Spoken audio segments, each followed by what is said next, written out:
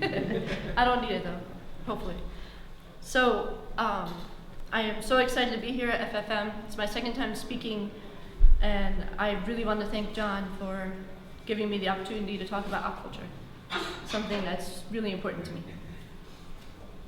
And he puts on an amazing show. So, here we go.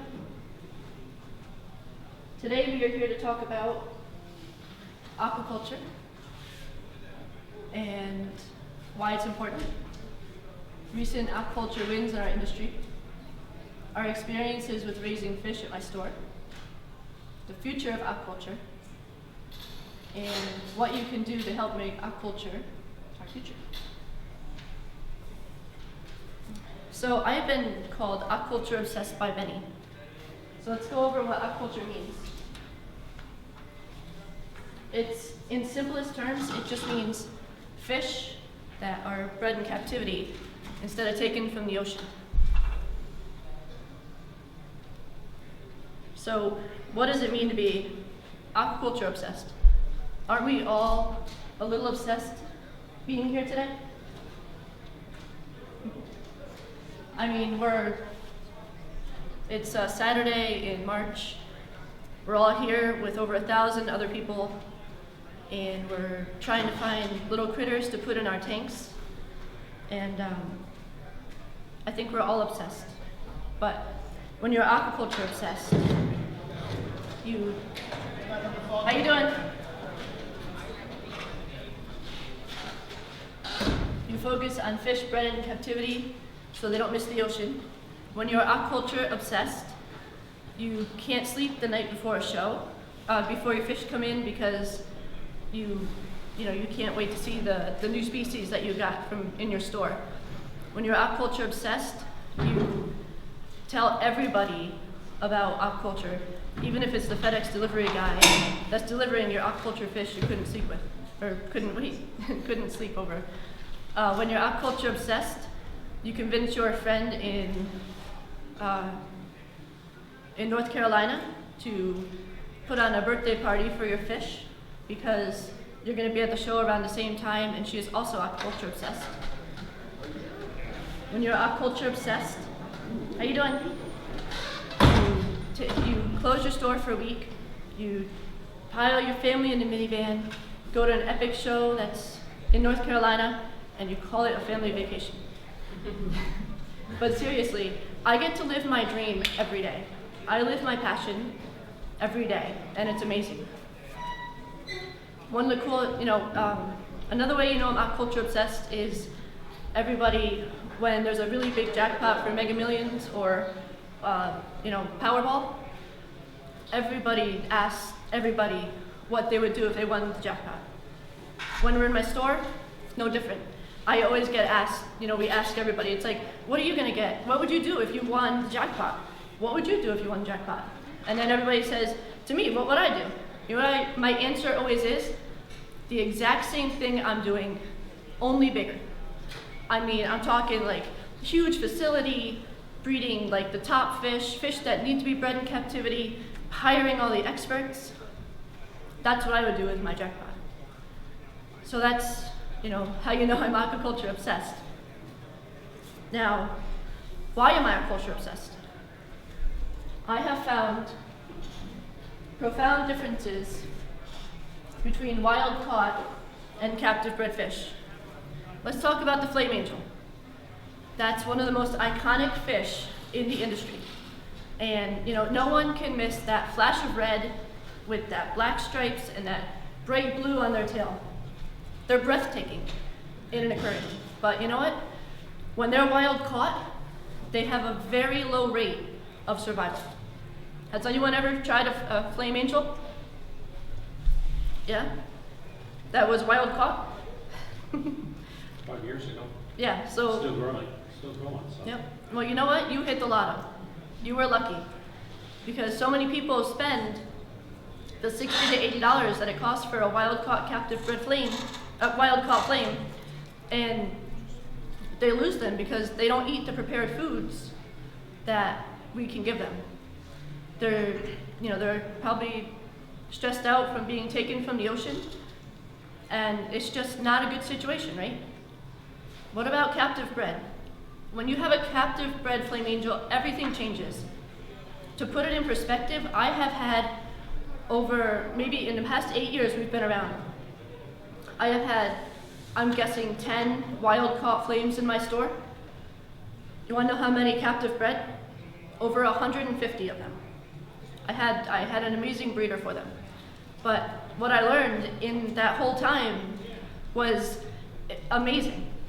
The captive bred flames, they came in from a breeder in Hawaii overnight in the airlines. There's times that we didn't pick them up till midnight, and we get them home, we acclimate them into their tank, and you know what? We know that they will eat frozen food or they will eat pellets right away.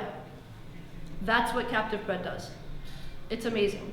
Another cool thing with captive bred is that you can put two together, because if you get juveniles, they all start off as female, and then one will, like a clownfish but opposite, one will turn to a male.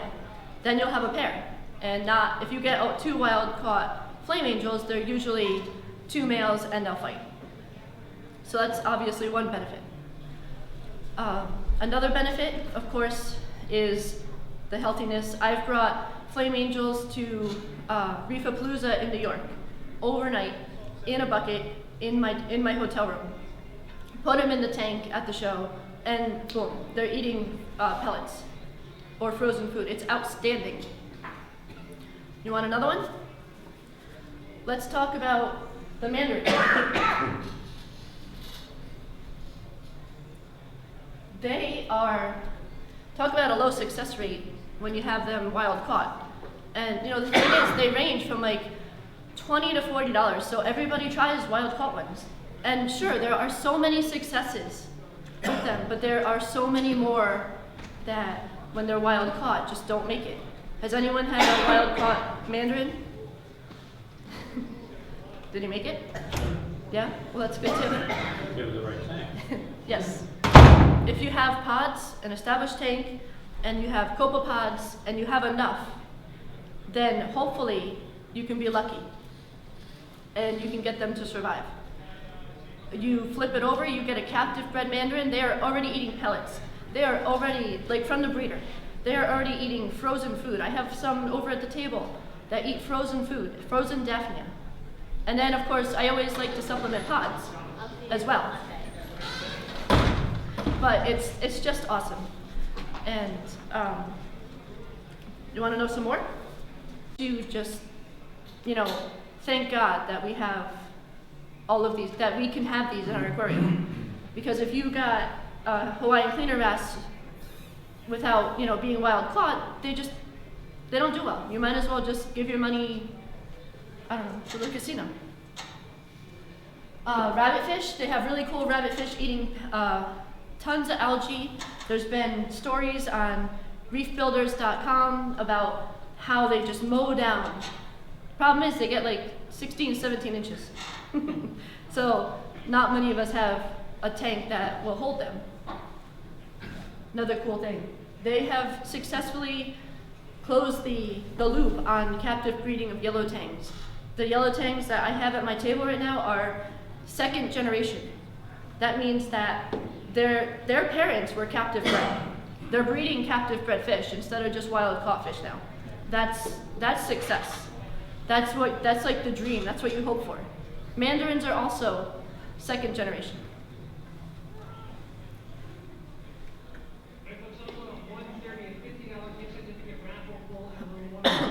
So let's talk about the future. Actually, you know what? Let's not talk about the future. Let's talk about Colchester Pet for a minute. We have been trying to breed fish for a year. We've gotten into the game. It's been an amazing journey with a few successes and mostly setbacks. But I never see it as failure. It's only feedback. And we learn from our mistakes. We've tried peppermint shrimp. And the last batch of peppermint shrimp, I was so excited, I hoped I could share with you that we still have them, but I added too much brine shrimp, and the brine shrimp ate the peppermint shrimp. So the food ate the babies. And that's just a mistake that you make. Everybody has to learn, right? but we are trying. We have a little clownfish named Bullet. He's our success, and he's doing great. He's, really cute, but I want more. I always want more. We are poised to, we have captive bred flame angels, a pair of those. We have a pair of multicolored angels that we're gonna breed.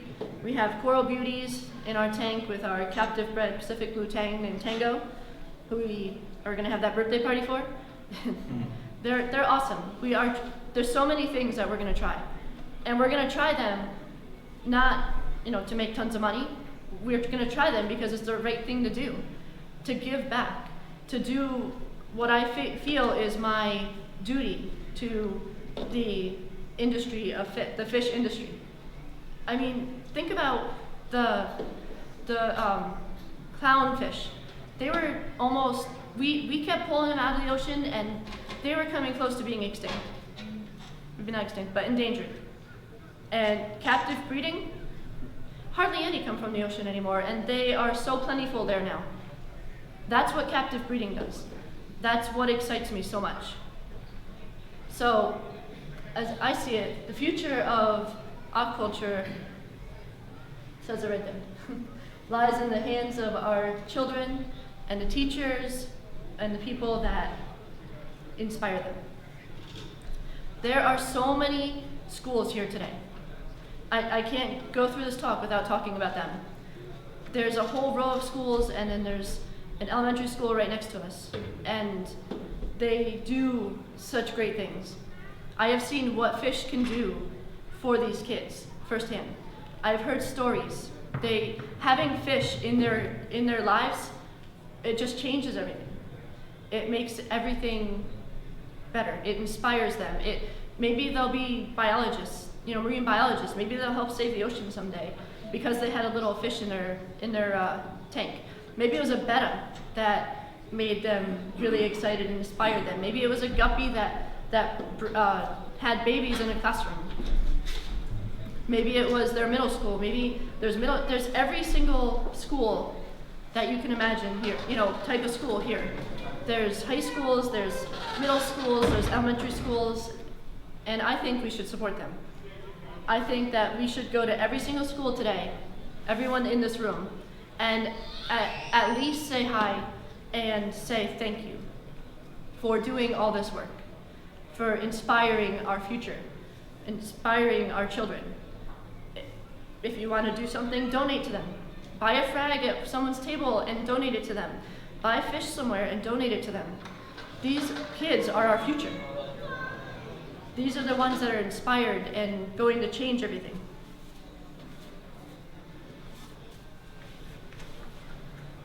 So, your question is, what can I do to support aquaculture, right?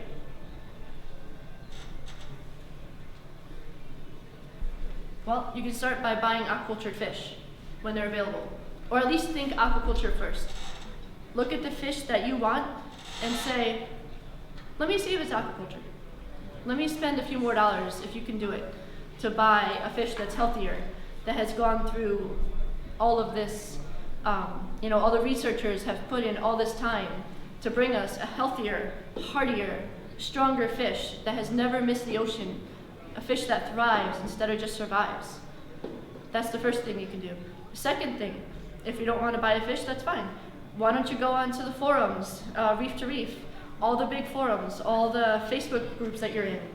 And what you want to do is just start talking about aquaculture. Open up the conversation.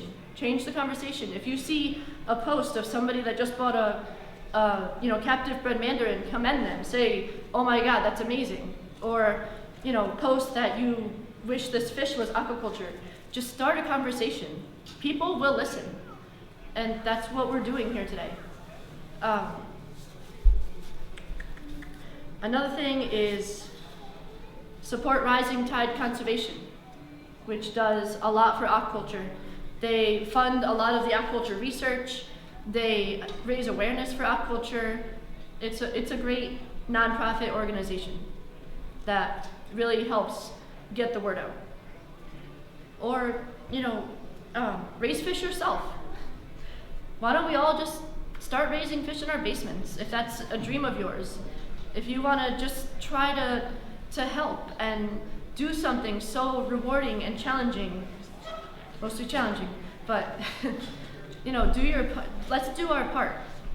If that's not for you, then anything you can do will help, even if it's just buying a funny little clownfish. Well, I am Jen from Colchester Pet, where fish are friends.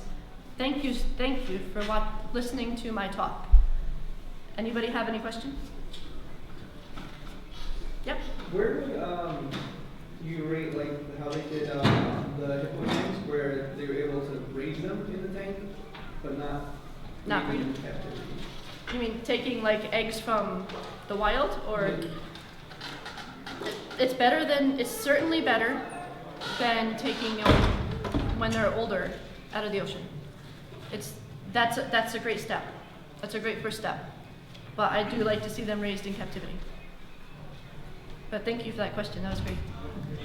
Anybody else? For like yellow tanks, Yep. the wild caught versus captive bred, does it change like how much they might feed on like algae on rocks versus eating? No. I have 3 of the very first yellow tangs in our store, and they graze all the time.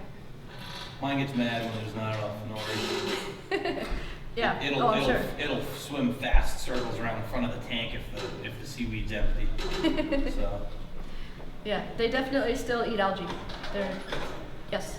Would you say angelfish that have been in captivity tend to be like more reef safe, or they Yes. won't go after SPS? I mean, I can't say 100%, but I have found that they are definitely more reef safe than their wild counterparts. I've had 150 coral beauties in my store, probably more than that by now, and I've never had anyone complain about them eating or picking on coral. Same thing, I think I had one person that thought that her flame angel might have picked, but it could have been picking at algae. We don't really know, but they definitely are much better than wild caught. Thank you for that question. But that yellow tang, they definitely still eat algae. But this is a weird thing too. Like, we have Tango, the captive bred tang, and he will not touch nori. No matter how much seaweed you put down for him, he will not even look at it. He's like terrified of it. And we've been trying to give it to him for 4 years, so we have to supplement with spirulina 20 flakes, or spirulina in brine shrimp, or something to help him get with that algae, because he likes algae. Anybody else? No? All right. Well, thank you so much for being here. And Thank you. everybody have a great day.